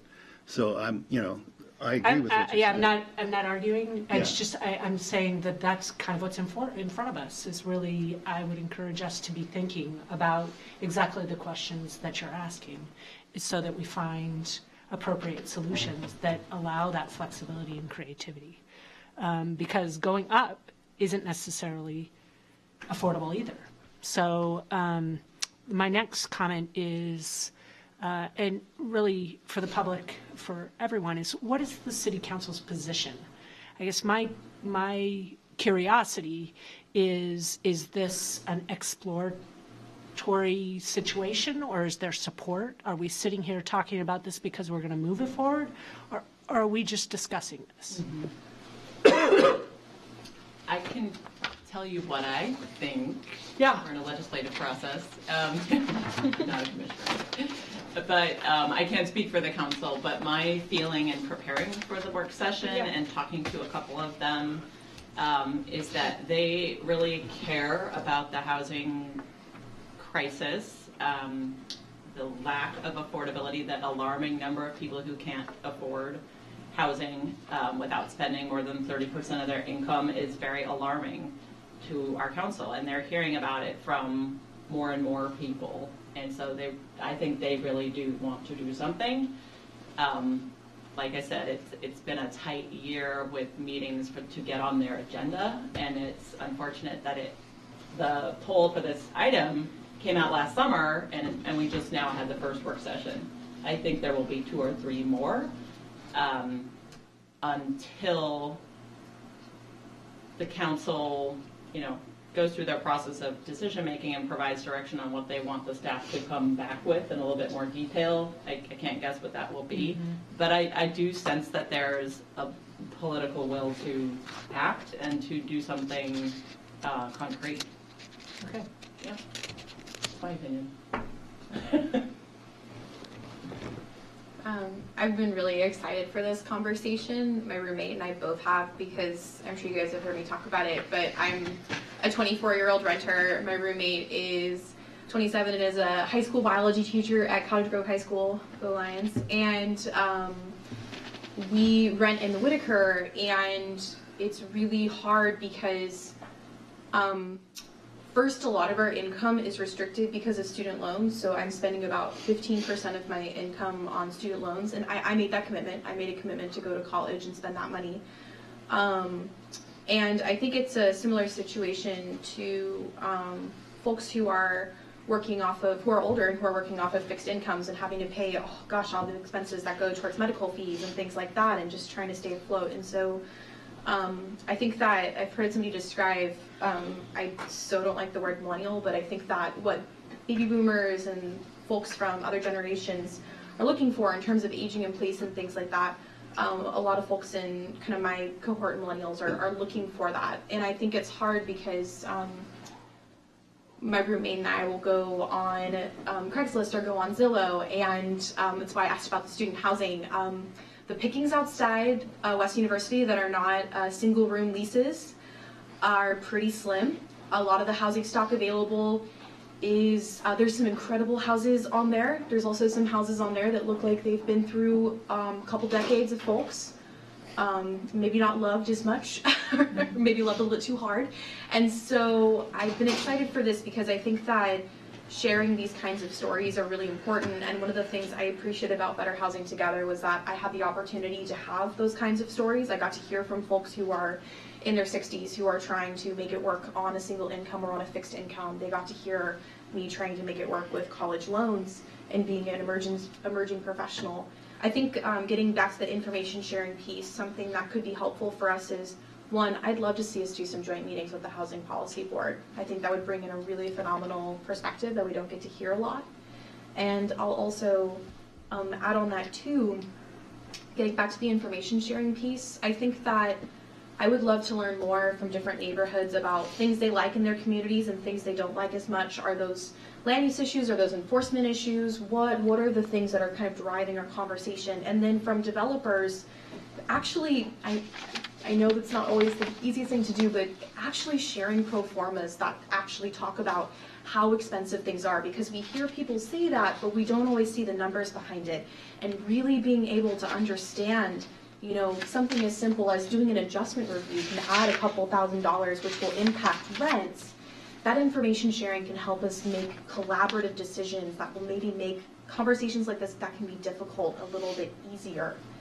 Because I think we're at this point, missing middle certainly won't help solve our entire housing crisis. There's a lot of different problems, but it will help solve a chunk of it, perhaps. Thank you. So I have a couple of different comments and I guess questions. So on one of the earlier slides, you brought up that a lot of those numbers were based on housing costs, and that include rent and utilities. And one of the things that we can do as the city of Eugene is, when you talk about utilities, one of the things on our utility bills is wastewater and stormwater fees. And those have been going up and being used to subsidize some of the things that used to be general fund. Stormwater pays a significant part of the park's maintenance now, and wastewater as well as some of their reserves are going to be used for other types of things. So when we're talking about getting that number down, if there's ways that there's other ways of incentivizing and getting that number down is reducing fees that the city is charging through wastewater, stormwater, and other fees that are going to that number. So if you take $50 off somebody's utility bill each month, that may drop that $17,000 to $16,500. Okay, that's one thing. The other thing that's important too is it's not necessarily that we have to build all these houses. If we can figure out economic development and raise our incomes, that is also going to help that as well. If our median income goes up $5,000 per year, again, a lot of those housing burdened people are less housing. If you make $5,000 more, instead of 15% of your money going to student loans, it's going to be 12.5% of your money is going to student loans. So that's an important part of this, I think, as well. Just throwing math out there. Couple of questions. One, the interim regulations on the 3 neighborhoods bordering the university.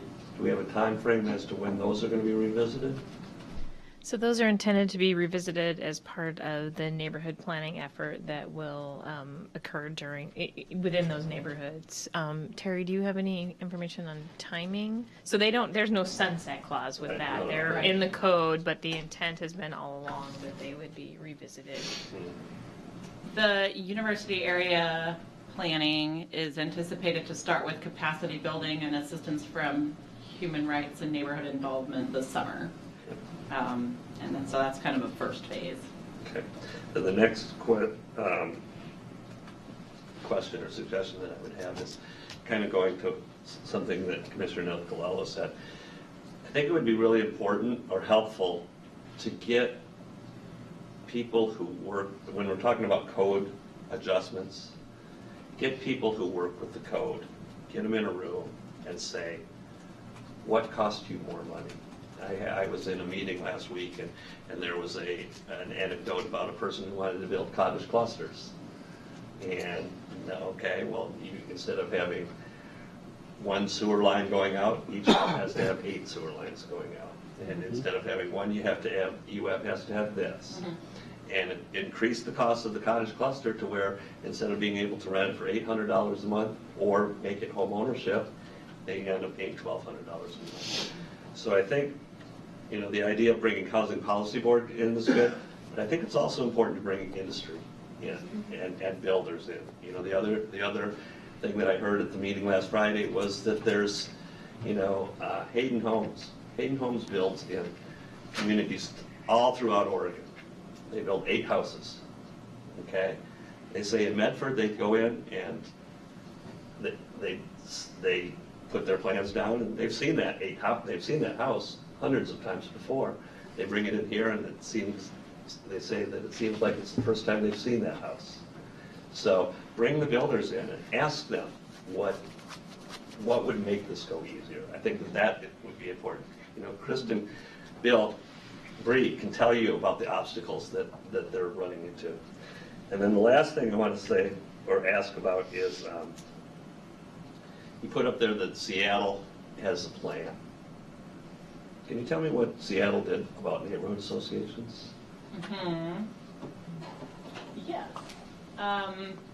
Without getting too deep into the weeds, part of their whole housing and livability discussion included an equity assessment of their neighborhoods program to try to figure out the gaps in public engagement in the city. And the report came out and showed that there were significant gaps and that the demographics of folks that were advocating through neighborhood associations didn't match the citywide demographics. And I think the result of that was exaggerated in the media because I've spoken with the neighborhoods program manager about what actually happened. But they didn't abolish the neighborhoods program or completely prevent them from existing. They changed how they communicated with them. That's Say, what I yeah. And the reason I brought that up is because I have, Commissioner Taylor brings this up a lot, or not a lot, but has brought it up in the past, that sitting as commissioners, we have to look at the city as a whole. We're not elected by wards, and we have to look at the city as a whole. And I'll be frank with it, I see it. There's neighborhoods that are strong and have money and can do things that can put a wrench into significant, or into development, and there's other neighborhoods that don't have that organization. And I think it's an equity thing that has to be looked at as well. So those are just some of my comments. And if we want, we can start all over and go around again. Yeah, I was wondering if you could put that graphic in back with the, This one? this one, yeah. Because a couple comments in this, and then I want to talk about, the real huge shortage here is at this bottom end. And so it seems to me you really have to focus a lot of your activity dealing with that problem. Because when I look at this other deficit, I see that those people could actually afford the surplus of these apartments that would fall within their range. So they have an opportunity for housing, whereas this group, it looks like they don't have any opportunity at all. So just in terms of my observation of the chart. A couple of other things I wanted to mention. I think it's a good idea where appropriate, to add density. But one thing that the city still hasn't done is, when we're adding density, we tend to add density in the older neighborhoods, but we don't necessarily increase the park area. The open space area, because when we densify, we tend to reduce the requirements for open space in the higher density zones than there would be, lot coverage and all these other requirements. And so it's important to have park space, and it means that you really have to buy some of that during the process. Otherwise, it's, you may even have to take buildings down if you wanted to add pocket parks. I think Portland does a much better job of this in terms of having parks every 6 blocks, or, it's supposed to be a quarter of a mile or whatever the standard is. New York City even. So I think we really need to get parks involved in this conversation, because we really need to, if we are going to continue to add density in the older neighborhoods, then we have to figure out a way to, for those areas that don't have much in the way of park space, you have to bring it back, which includes, places for children to play and so forth. So that's one of my things that I think is important. And then another issue I think that we have to sort of keep in balance is that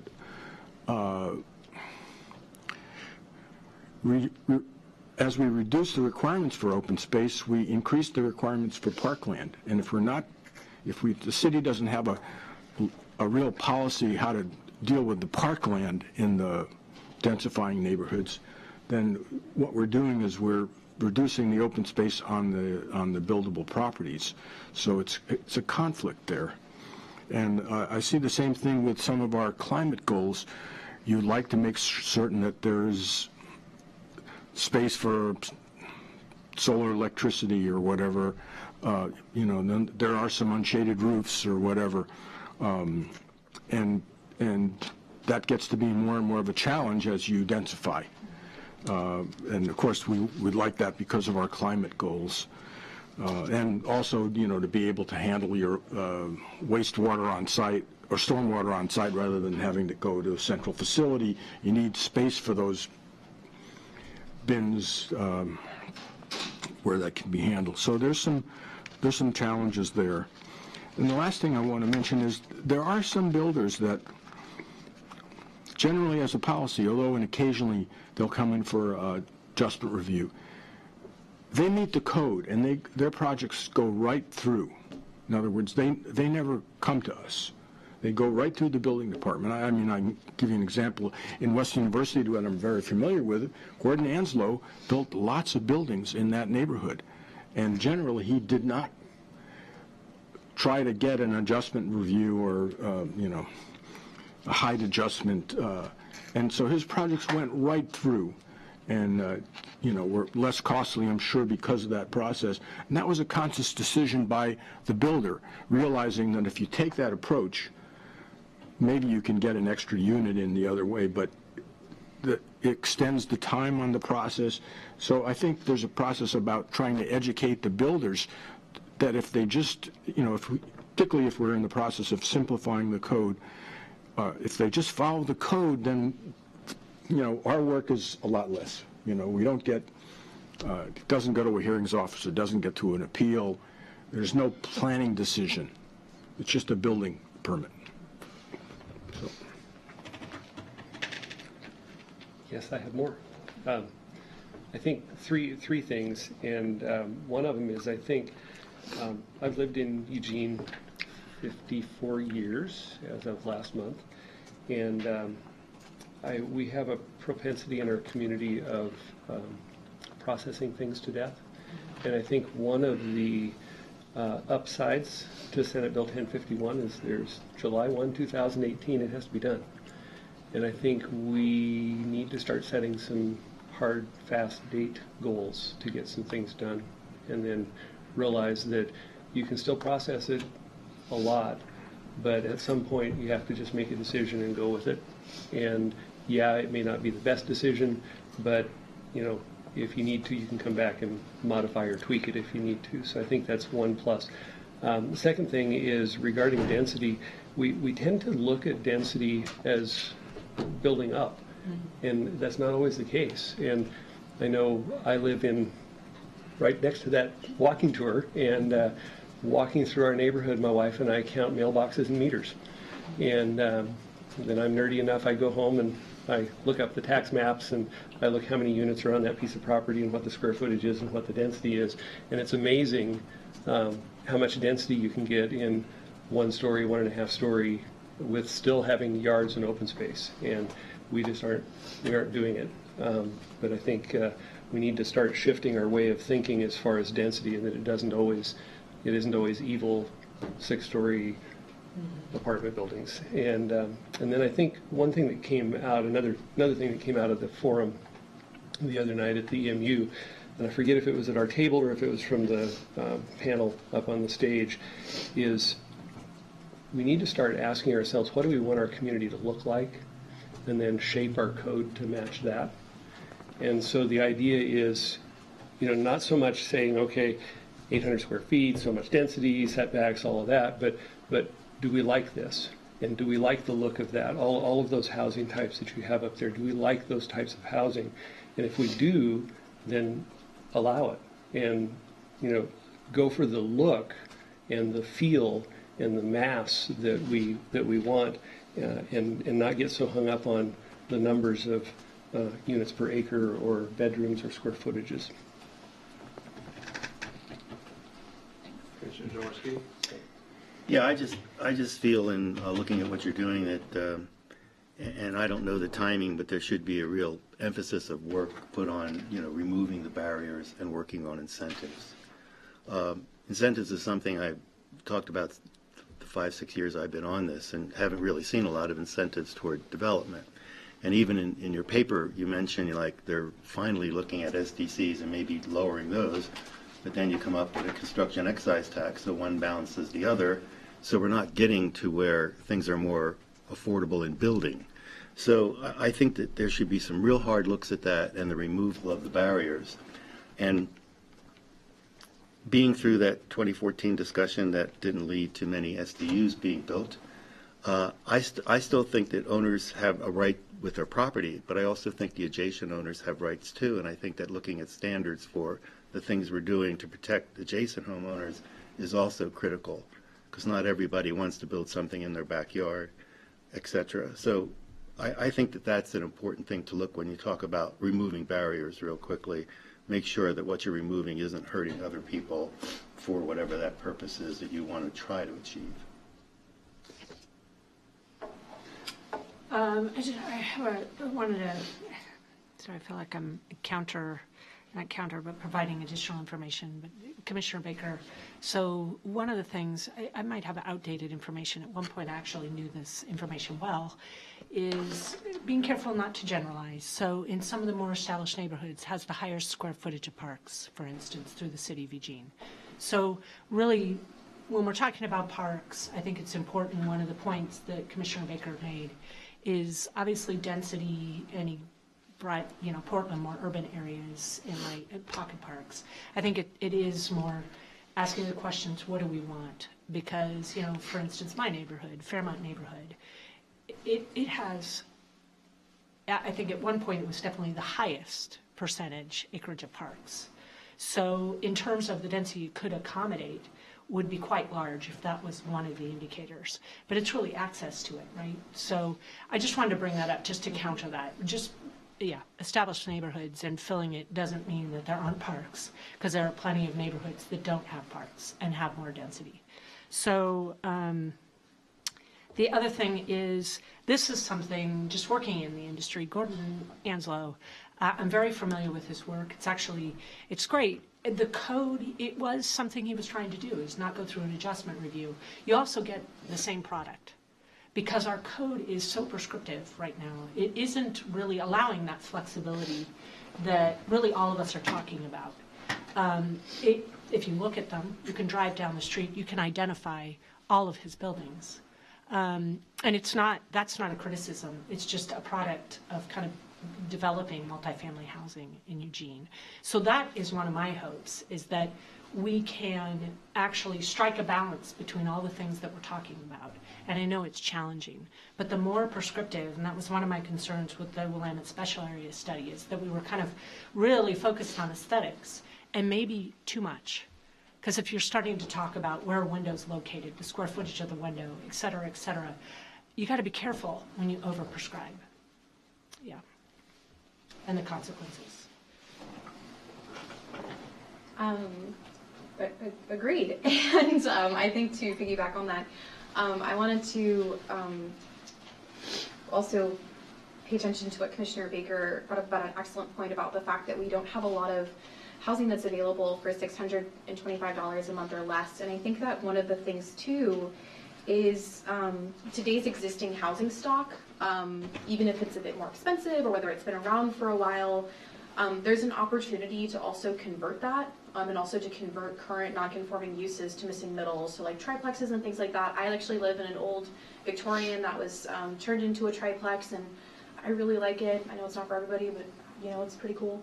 And the other thing about that too is not only that can potentially be less expensive, but it also allows us to save these really beautiful historic dwellings. And as Commissioner Baker's been awesome about paying attention to, in the past, we don't have the best track record of saving historic dwellings in Eugene. So really this provides us an opportunity too to bring historic preservation into all of this as well, which is really in line also too with our climate recovery goals and all of these awesome things. We want to preserve this amazing, beautiful housing stock we have. And then I think that just kind of in terms of language around all of this, and I've noticed we've done this before, I do it too, just breaking down the idea of a dwelling unit. Sometimes we can get really caught up in the land use code, and that's a home, that's where someone can live, and it's not just about a unit, it's a place to live. And our code is really good about calling single family homes that, but it doesn't always do that for multifamily. And so I think that changing the way we view and engage with that language is really important, because when we are talking about a triplex, we are talking about a place for 3 families or people or couples to live. And that's really important. That's a valuable thing to have in our community. Thank you.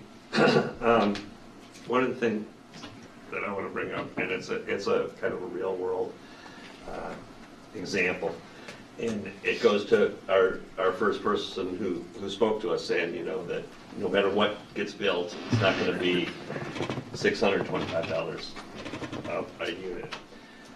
My wife was a single woman professional growing up working in Eugene, and bought a house a modest house, and, paid for it, or, made payments on it, was probably housing burdened at that point, because after we got married, we've got 2 incomes now.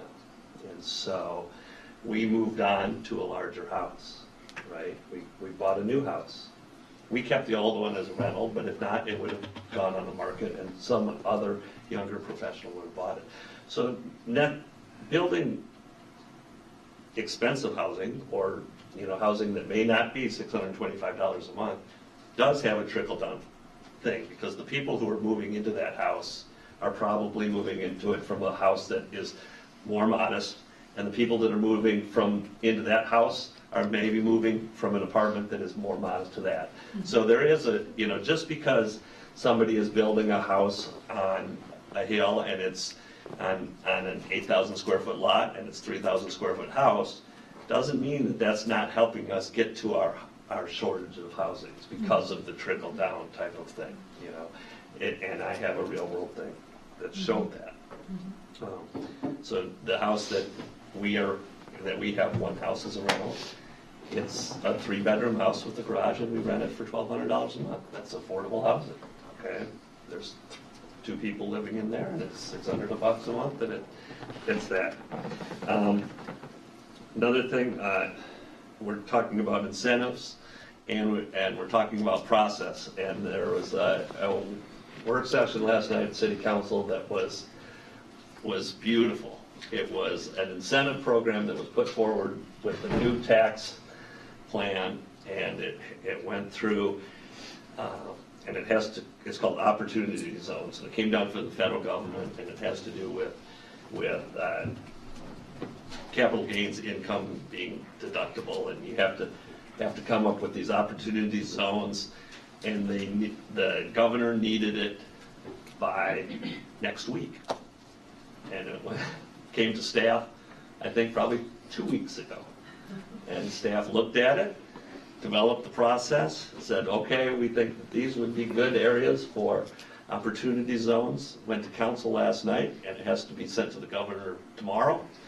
And the process is done. Now, it may not work the best way possible, but it sure did happen. I watched the work session last night. I was just like amazed. It's like city councilors were like, well, I would like this area to be. And it was like, well, if you want to do something, do it by Wednesday at noon, because we're sending it to the governor for a recommendation. So things can get done quickly. It just needs the torch under it. So we're at about 20 minutes after 7. I'll open it up for one more quick iteration if anybody wants something. Comment too. Yeah, so last comment is, I really think it's good to rewrite our code, and I would suggest that we look at the Portland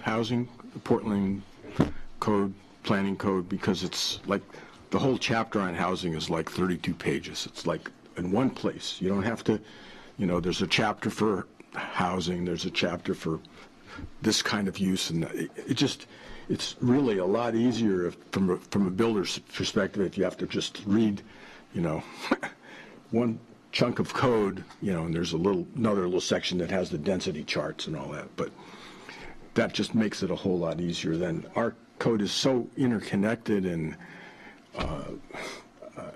interrelated. It would be nice to produce a code that's just easier for everyone to take advantage of. Thanks. Anybody else? All right, Terry. I would just offer a couple of closing comments.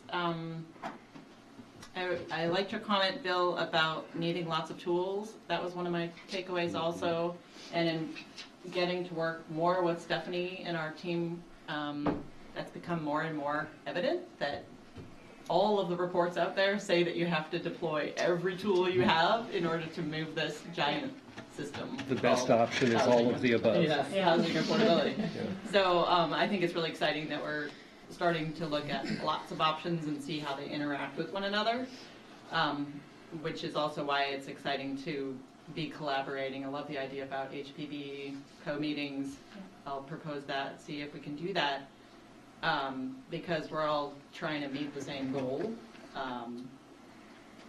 But that brings me to my last comment, which is one of the questions that we had for council was, we feel like there's a lot of excitement and momentum, but there's also a little confusion about the outcomes that we want out of this thing. I've heard a group of folks say the outcome is more affordable housing, more housing that people can afford. So that's more housing, and it's more housing people can afford. And then I've heard people also say it's different kinds of housing. So it's missing middle, it's housing diversity, it's housing that doesn't exist very much. So those are kind of different things. And as we work through this, we're trying to hone in on what is that outcome that we want to affect with all of our quivers. Yeah, Chris. I was just going to say, it's interesting. I think it's important that we're clear and they're distinct. I also go back to what Commissioner Randall and your take home is using all the tools. And I do agree there's trickle down. So they're not mutually exclusive. So I would just encourage that we're not going to chunk it down and try to isolate something that's really doesn't make sense to isolate. Clarifying how we're communicating about it is important. And I have to say, me too, I'm super excited because I think there's other implications that we're not talking about right now. And that is actually what Commissioner Nicolello brought up, and that is home and unit. Is that the way our code's currently, there's cultural implications in our code. And I think there's a lot of different ways we can live. And people want to live, like cluster housing, tiny homes. It allows a community courtyard. It's a different way to live, and a different way to live maybe more affordably than a single family house on a single lot. So there's a lot more at stake, and that's why I would hate for it to be kind of isolated to one piece. Yeah. And getting to your point of wanting to know what we're trying to do, I think that's very important to make sure with council that we don't go down that road again of them sending you down one way and we doing a lot of work, and then a group of advocates stands up and says that's not what we wanted, and we have South Willamette again.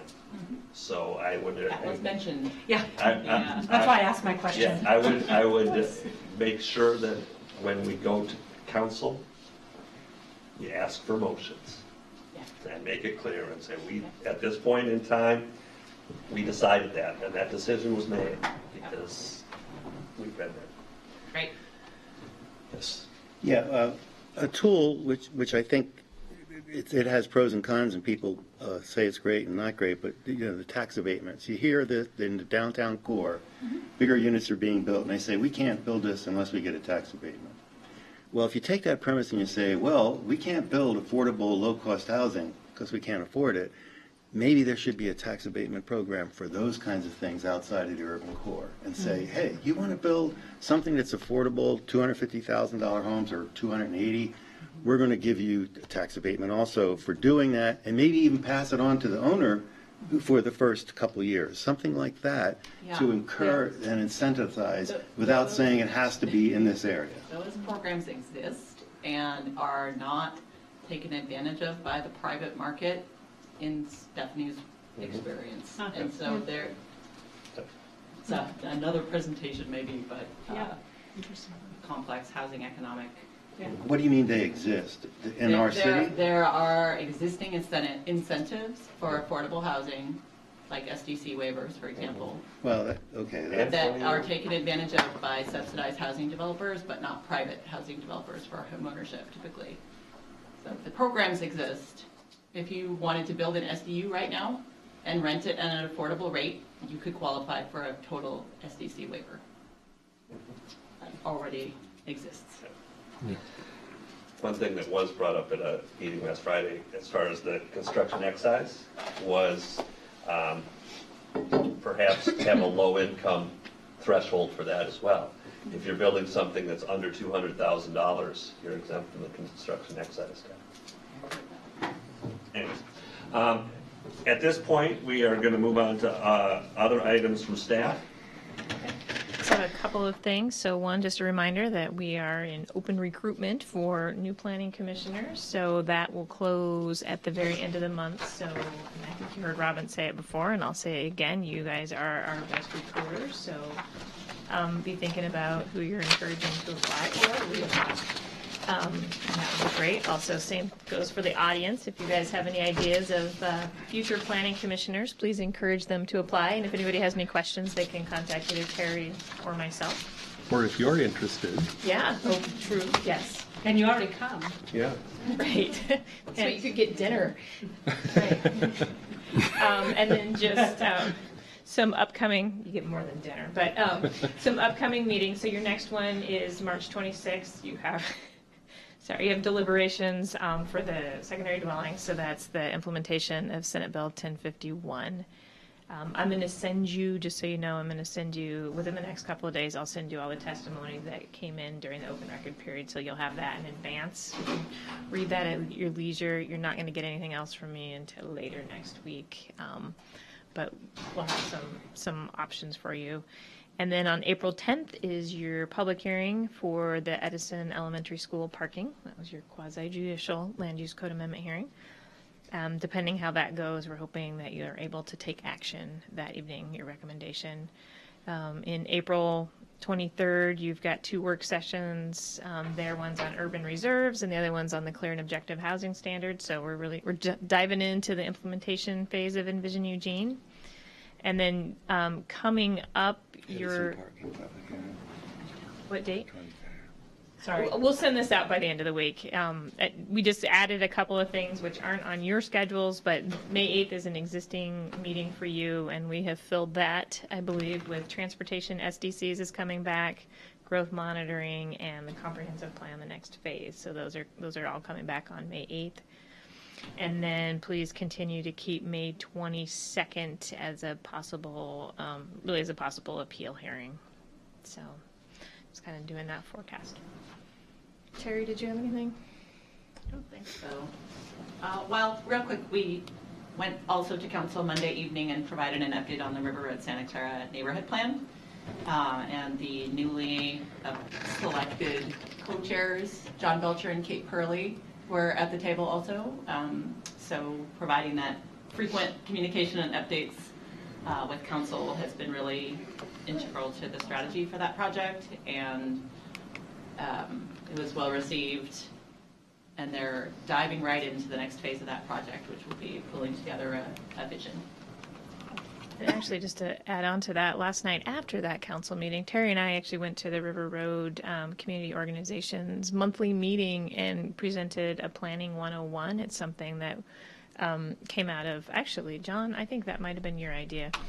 Or maybe that was the neighborhood liaisons. But at any rate, you've been part of the NLC meetings where the Planning 101 concept came up. And so Robin had been working pretty closely with NLC and then Terry and I to come up with this Planning 101 presentation. And it's intended to kind of be the entry level of understanding legislative and quasi-judicial and how to get involved and really why we do planning. So we presented, I think that's the first neighborhood association we've presented at so far. Okay, Commissioner? Just as a quick thing for both Planning Commission and for the audience, there are 2 really cool opportunities coming up. One's called Jane's Walks. They're walks in honor of Jane Jacobs, who is pretty much one of the pillars of planning, to the point where there's actually an opera that some land use dork made about her. And I have tweeted at them, and it is coming later this year. But it's the opportunity, if you want to work with your neighborhood association, nonprofits, friends, coworkers, whoever else, to share local knowledge in your community. As an example, my coworker Kate and I led a Jane's Walk last year on the Whitaker and talked about social movements in the Whit and how it's informed the landscape architecture and the built environment of the Whitaker. It was super fun. We hung with a bunch of awesome people and got a chance to show them our neighborhood. There's also another version of that called AARP Neighbor Walks, and that's actually has applications due this Friday. And if you're interested, you can contact our local person for AARP, Carmel Snyder, and I can help you get her contact information. That's just another awesome way to share local knowledge in your neighborhood, and it's a great way to get out and just meet new people and show them how fantastic Eugene is. I have one thing. Next Thursday from 5:30 to 7:30, the Community Development Block Grant Committee is starting its next cycle of meetings. So that's Stephanie Jennings. It'll be here in this building in room 2021. That goes to a lot of the stuff that we were talking about as far as spending the federal monies that gets allocated to the city and how it's done. It's a 2-year cycle. Each year we have an action plan. We go through it and do it. And I believe that this year is the capital improvement section of it. Every other one they kind of use for capital, and it helps to maintain existing low-income stocks. For example, 2 years ago, we did a big chunk to help with Yopoa Terrace to keep it so it has its HUD approval, which lasts for another 40 years. And if you think about your thing about how many Baskin villages we need to build, well, if Yopoa Terrace wasn't there or lost its HUD thing, that would take hundreds of acres to put the number of affordable units that are there. So if you want to hear about that stuff, show up next Tuesday. Tuesday or Thursday? Thursday, I'm sorry. Thursday the 22nd, 5:30. Anything else? Anything from the audience that would like to say to us before we leave? Thanks for all the volunteers and on the planning commission for the work you do. Here's your application. Yeah, that's right. It's time. We'd write letters of recommendation. You come to as many meetings as we do. I know. All right, with that, Just we saying. will close. Oh, This, really quickly. Yep. I wanted to introduce you, I forgot, to Chelsea Hartman, one of our newer planners. Oh, She's great. going to be presenting to you about the comprehensive plan in April, so I wanted you to Right. know who she was. Great. great. Welcome, Hi. Chelsea. Thank you. All right. just have a quick question. Yeah. Actually, I suppose I could bring it up after the meeting, but I'm just curious, I couldn't see the map, the walk that you led, the missing middle walk, because last summer I did the AARP neighbor walk on missing middle housing. Great. And it was the same thing, I think a couple of blocks throughout there, every single example of missing middle was represented, so we did it. So I'm just curious, Where it is. where was yours? It's Washington and 12th-ish. Okay, we did, in Willamette and Lincoln, I think it was between 17th and 13th. Oh, great. My neighborhood. It's all there, Yeah. yes. There's a lot. I'm going to see. You guys are all really color coordinated out there. Yeah, that's true. You're in the blues and greens and one purple. I have a 5-plex across the street, 3-plex kitty quarters, and a house that was converted. I have an alley access only house.